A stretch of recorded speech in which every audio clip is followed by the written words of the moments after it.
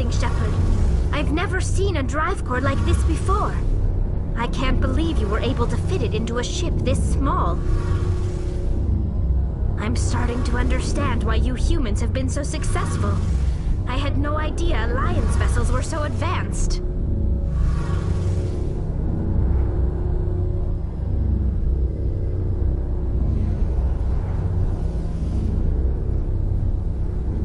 The Normandy's a prototype. Cutting-edge technology. A month ago, I was patching a makeshift fuel line into a converted tug ship in the flotilla. Now, I'm sitting on board one of the most advanced vessels in Citadel space. I have to thank you again for bringing me along. Traveling on a vessel like this is a dream come true for me. I had no idea you found ship technology so interesting. It comes with being a Quarian. The migrant fleet is the key to the survival of my people. Ships are our most valuable resource. But we don't have anything like this. We make do with cast-offs and second-hand equipment. We just try to keep them running for as long as we can. Some of the fleet's larger vessels date all the way back to our original flight from the Geth.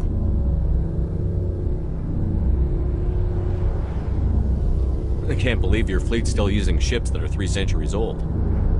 They're constantly being repaired, modified, and refitted. They aren't pretty, but they work. Mostly. We've tried to make ourselves as independent as possible on the flotilla. Grow our own food, mine, and process our own fuel. But some things we just can't make on our own. A patch to maintain the hull integrity requires raw materials we just don't have. That's why our pilgrimages are so important. Tell me about your people. Our lives aren't easy. Resources are scarce, and we are constantly on the move. Everything we do must in some way contribute to the continuation of the migrant fleet. There are 17 million Quarians in the flotilla, and each of us relies on the others for survival. The bonds among my people are strong. Unfortunately, we have had to surrender many of the freedoms and civil liberties other species take for granted. What kind of freedoms? Well, it's illegal for parents to have more than one child. If our population grows too much, it would strain our resources to their breaking point. Of course, we also can't allow our numbers to become too few. If our population is in decline, the rule against single births is temporarily repealed. In extreme cases of population decline, incentives are even offered to encourage multiple births, though the Conclave hasn't had to take such measures in nearly a century. That's your government. The Conclave is our civilian branch of government. Each ship can elect a representative to serve on the Conclave and make decisions that affect the fleet as a whole. On matters that affect an individual ship, however, the captain has the final say. It's a tradition that dates back to the early days, when the fleet was governed by martial law. Fortunately, most captains nowadays are smart enough to have an elected council from their crew to give them advice and guidance. So the ultimate power rests with elected officials. In practice, the Conclave and the respective council for each ship tend to set the rules that govern our daily lives. But in theory, we are still under military jurisdiction. The 5 top-ranking military officials in the fleet serve on the Admiralty Board. These 5 have the power to overrule any decision by the Conclave in case of emergency. To do so requires unanimous agreement among the Admiralty, and they can only do this once. After that, the entire board must resign their posts. It's a safeguard that served us well. In nearly 3 centuries, the Admiralty Board has only overruled the Conclave 4 times. I want to know more about the Geth. I doubt I can tell you anything you don't already know. It's been almost 3 centuries since they drove my people into exile. All I know is the story of their origins. What they were when we created them, and how they turned on us. Interesting. The Geth were originally created to serve as an automated manual labor force. Initially, their intelligence was as limited as any VI. Over time, we made small modifications to their programming to allow them to perform more varied and complex tasks, bringing them closer and closer to true AI status. How come the Council didn't step in and stop you? This wasn't true AI research. We may have been skirting the bounds of the law, but we never did anything that was actually illegal. The changes were so insignificant, so gradual, that we were able to control them. Or so we thought. But one thing we underestimated was the power of the neural network. A million Geth thinking simultaneously created an inherently unstable matrix.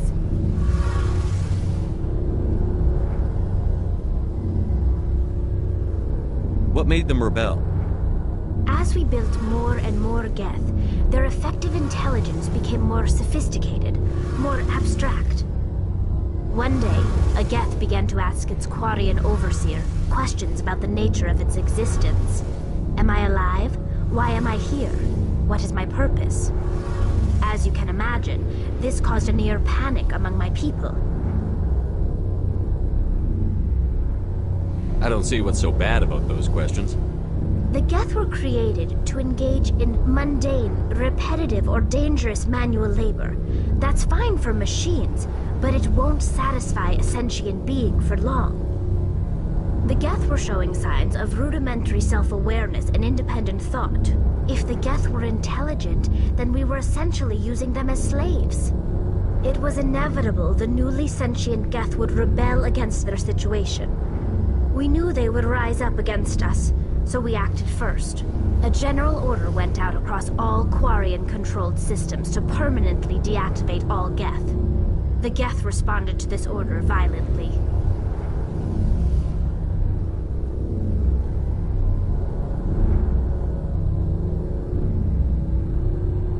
You're the ones who started the war.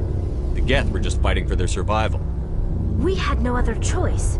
The Geth were already on the verge of revolution. By acting quickly, we had a chance to end the war before it began. The hope was that most of the Geth would still be little more than machines, incapable of organized resistance. But they had progressed much further than anyone anticipated. The war was long and bloody. Millions upon millions of Quarians died at their hands. In the end, we were forced to flee our own homeworld.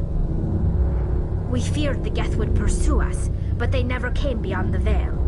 Now we drift through space, exile, searching for a way to reclaim what was once ours.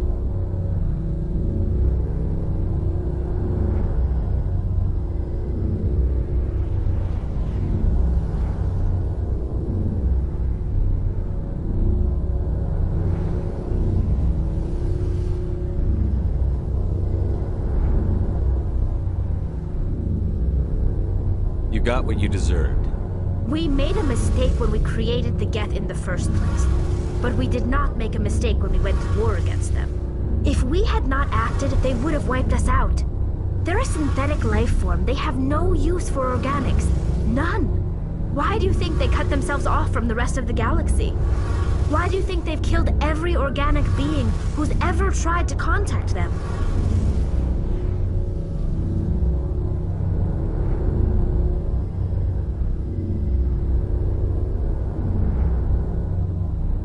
They didn't kill Saren. What does that tell you? The Geth are not innocent victims in all this. They're the enemy. They want to destroy us. Not just the Quarians. All organic life. That's why they've joined up with Saren. And that's why we have to stop him. I want to know more about the pilgrimage. When my people reach maturity, we leave our birth ships and seek acceptance with a new crew.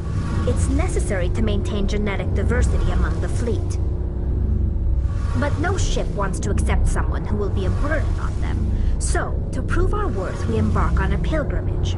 We set out alone, leaving the flotilla and our families behind us.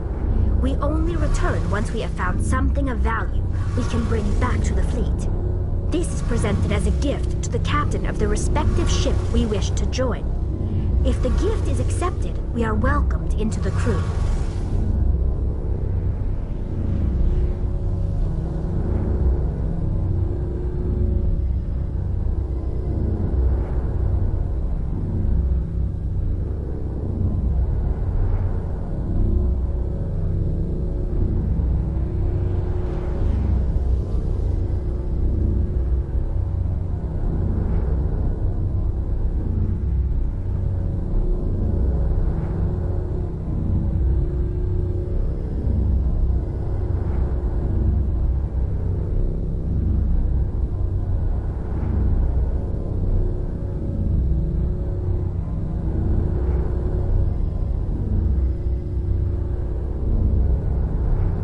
captain choose to reject the gift? That doesn't happen often. Most captains are eager to increase the size of their crew. It increases their own standing in our society. Even when a gift is not particularly valuable, the captain usually accepts it out of a sense of tradition. However, there is a stigma to presenting a substandard gift. It's not the best way to make a good impression on a new community. Most pilgrims don't return until they find something worthwhile.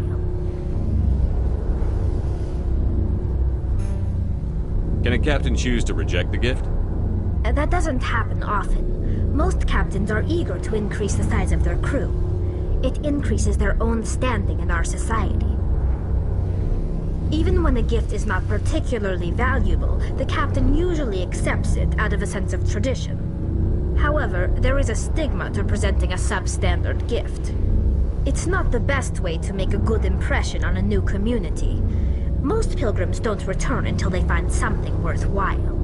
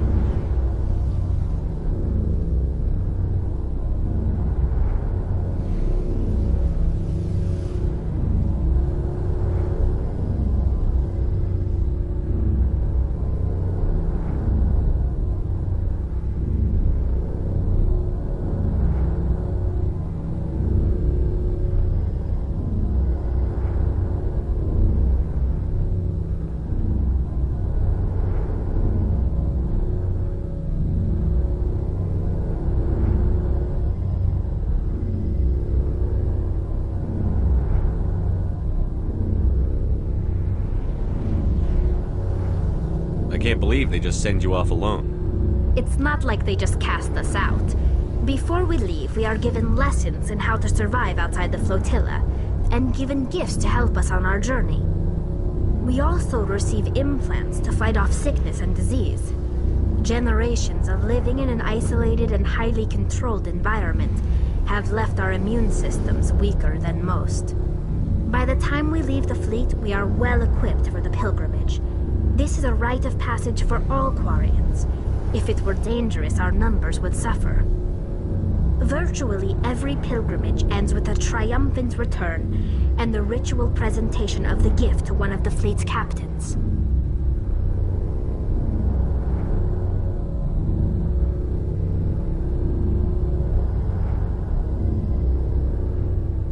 I want to talk about something else. Like what?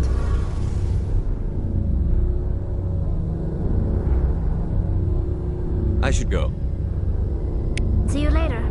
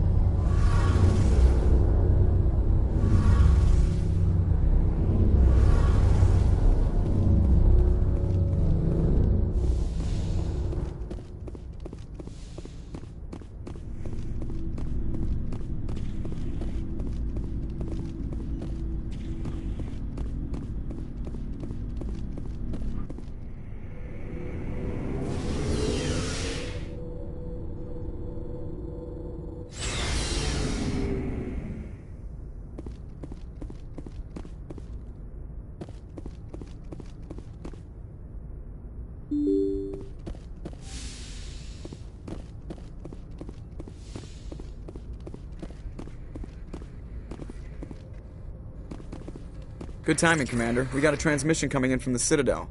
Top priority clearance. Is it the Ambassador? It's not his signature. I think it's from the Council. I'll patch it through to the comm room.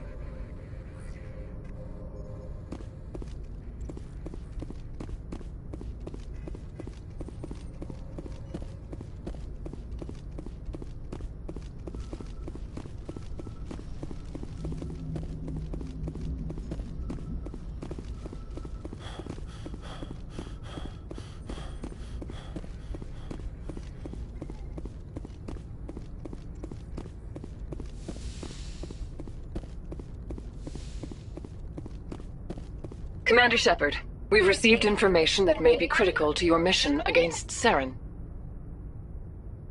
What kind of information?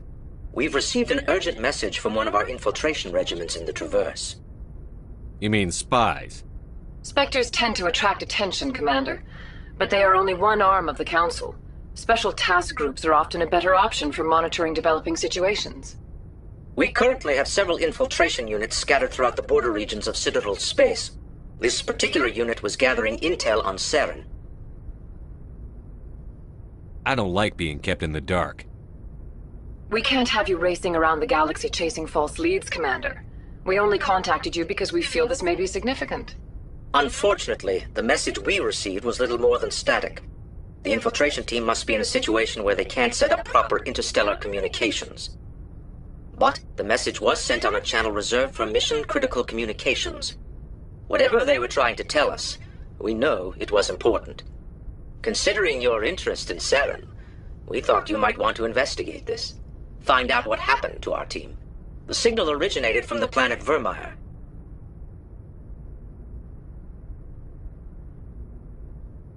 I'll look into it. The Council prefers not to become involved in the specifics of Spectre activities. We only want you to be aware of all your options, including Virmire. Good luck, Commander Shepard. We will keep you advised if we learn anything else.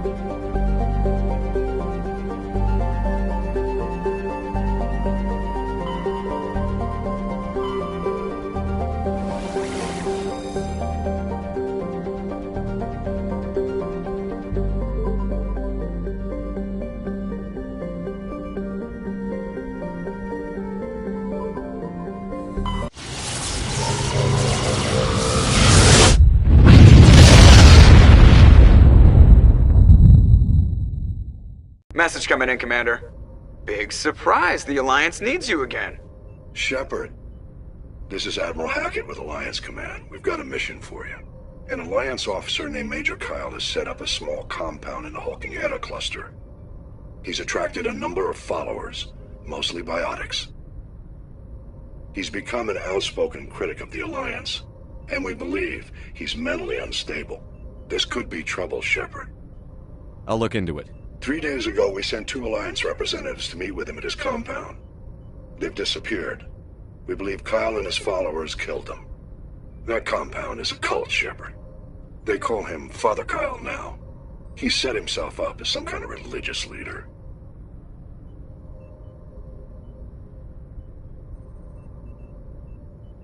You said his followers were biotics? Yes.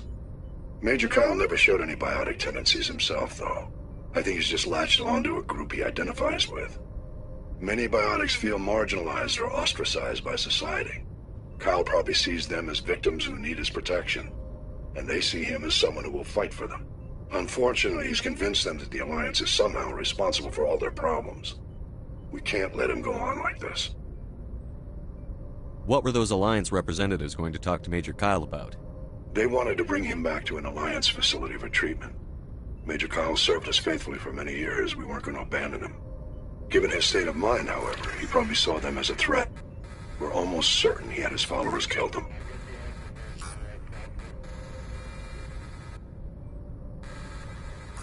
What else can you tell me about Major Kyle? He used to be a model soldier, but something happened to him at Torfin. Too many Alliance soldiers died under his command. Couldn't cope with the guilt.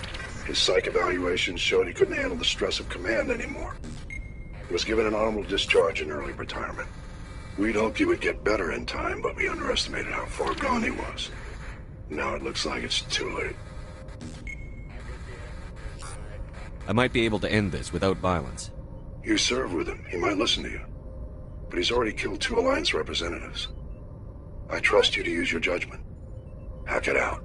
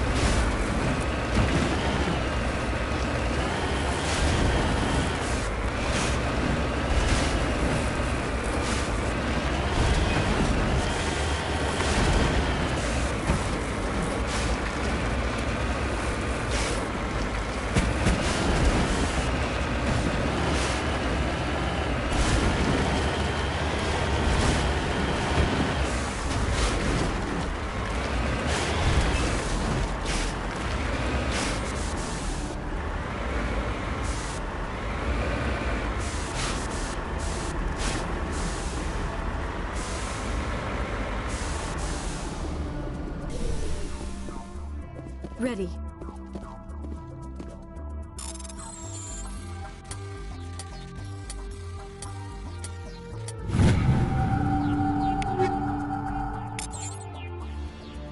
On your order, Shepard.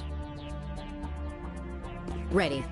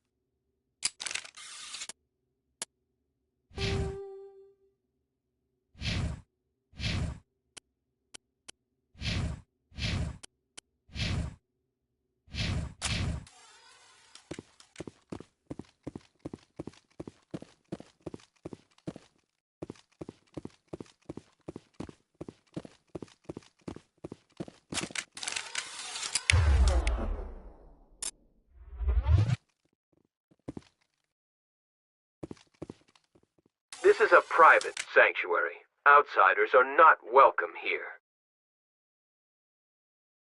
I need to talk to the man in charge. It's important. Father Kyle wants nothing more to do with the Alliance.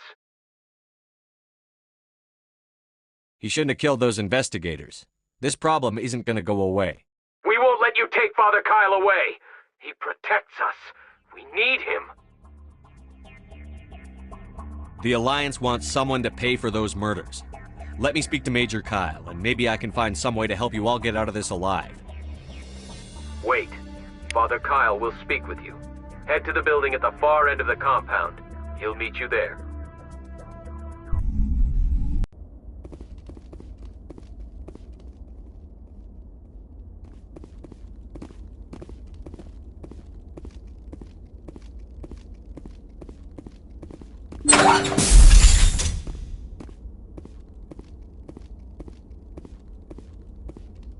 Father Kyle says we biotics have to stick together.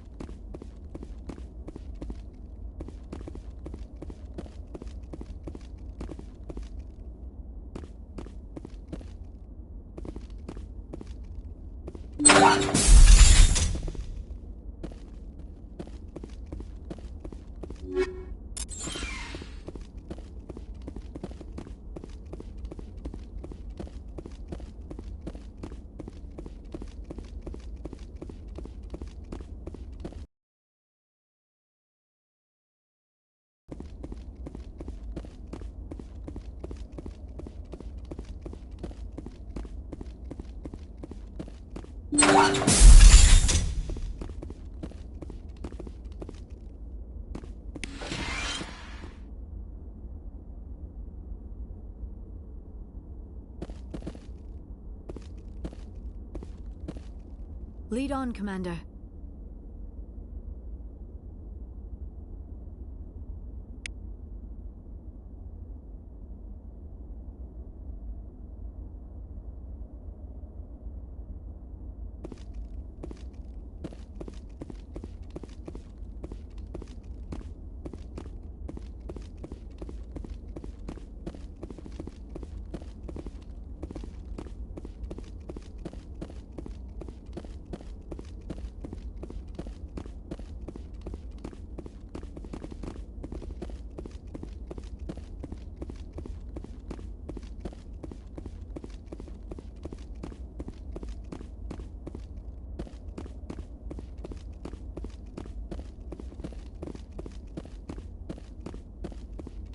Father Kyle says we biotics have to stick together.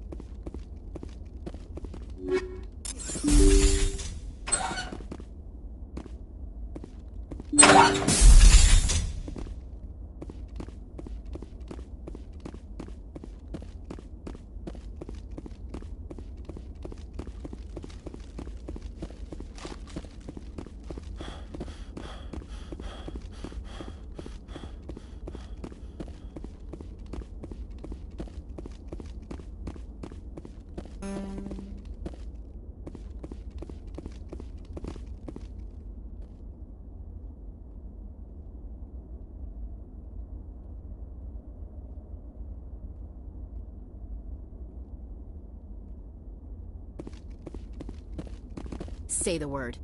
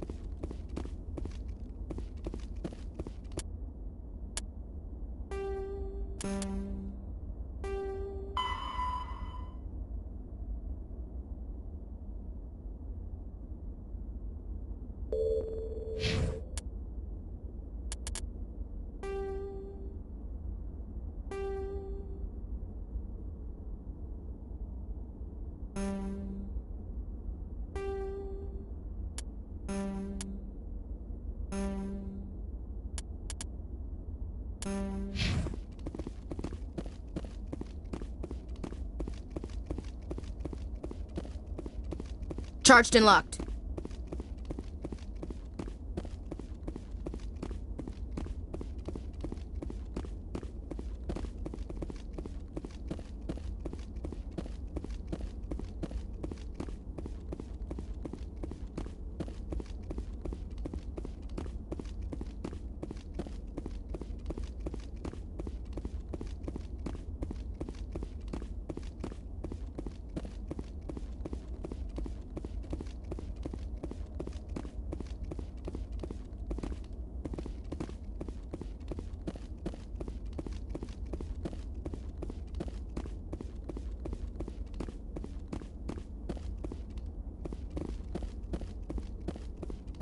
The Alliance wants to wipe us out. Father Kyle told us.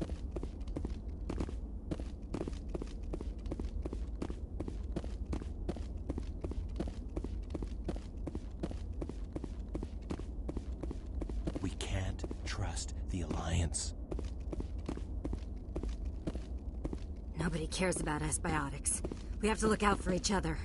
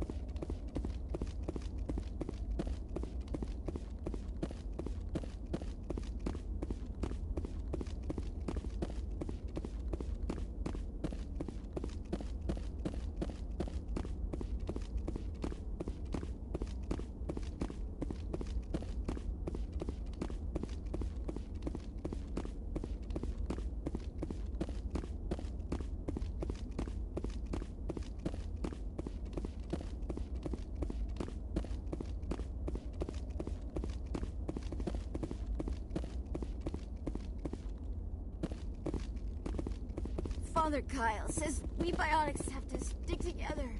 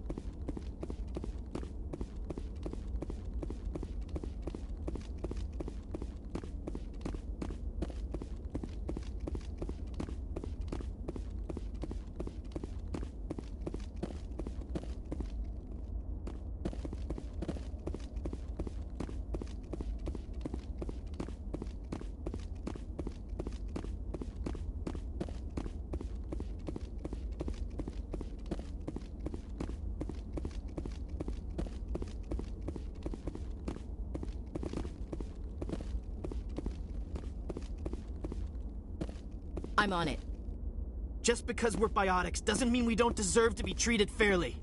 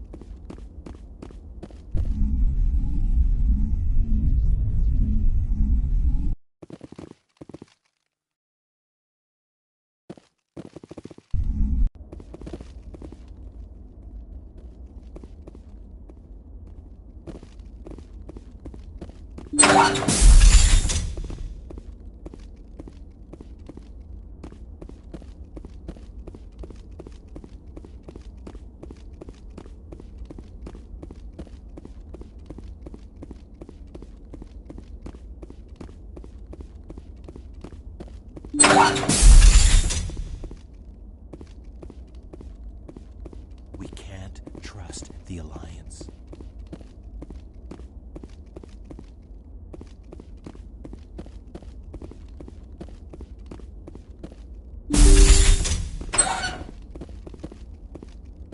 Those other men from the Alliance tried to kill Father Kyle.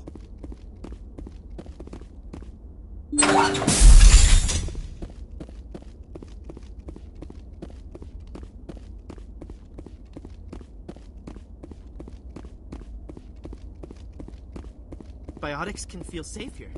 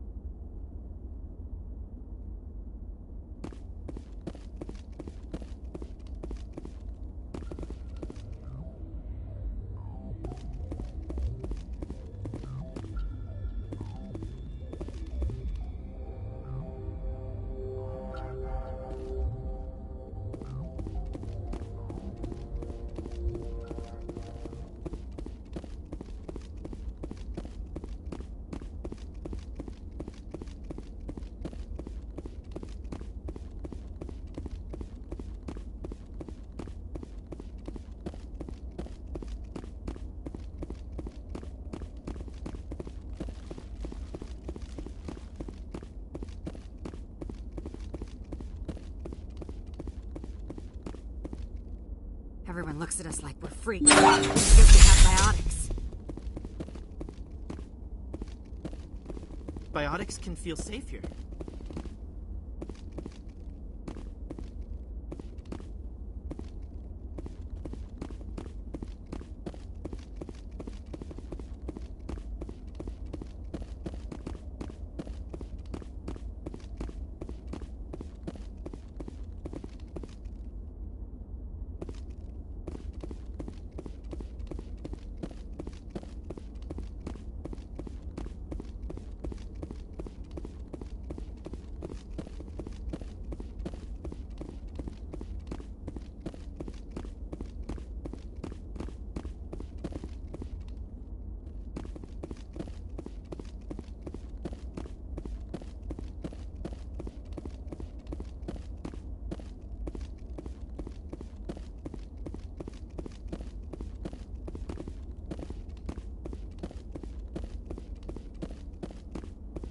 Father Kyle says other humans are scared of us because they know we're better than them.